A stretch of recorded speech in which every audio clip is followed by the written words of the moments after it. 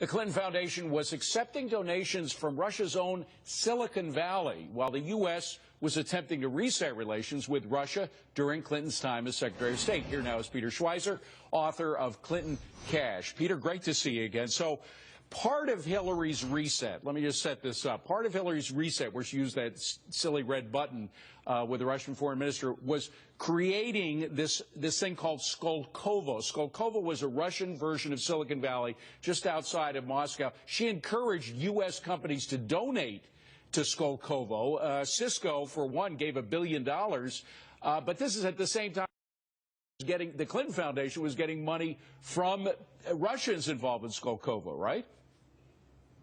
That's right. This is sort of a replay of the Cold War. The idea was to reset relations with Russia.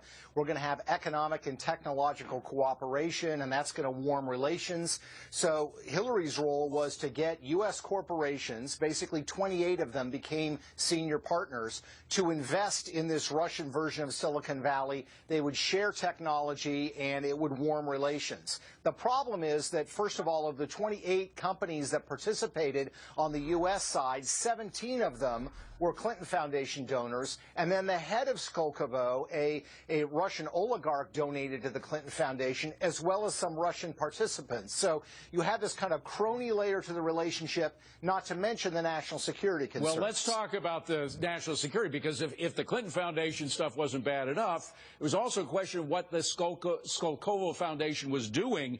There was an FBI special agent who wrote a piece back in 2014, a couple of years ago, in the Boston Business Journal, saying the Skolkovo Foundation may be a means for the Russian government to access our nation's sensitive or classified research development facilities and dual-use technologies with military and commercial applications. So U.S. companies, at the behest of the State Department, were actually contributing to Russian military intelligence.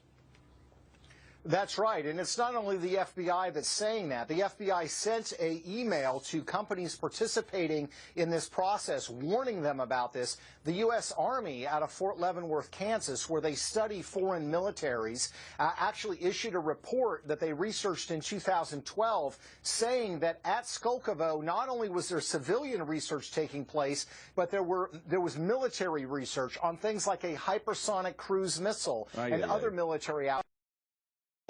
Well, Peter, one would assume that the Secretary of State would know about the concerns of the FBI, that we were essentially helping the Russians to break into our own security apparatus.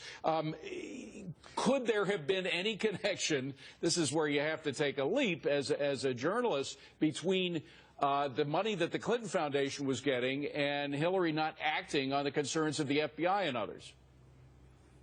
Yeah, that's right. I mean, here's what we know, David. We know, based on WikiLeaks State Department cables, that Secretary of State Clinton received a cable in 2009 warning about this dual technology problem, that issues related to Skolkovo and investing in Russia would lead to those technologies ending up in the hands of the Russian military. So she knew about it in 2009, and they continued with the program anyway. Wow. Incredible stuff. Peter Schweizer, Clinton Cash author. Thank you very much, Peter. Good to see you. Thank you, David. All right, guys.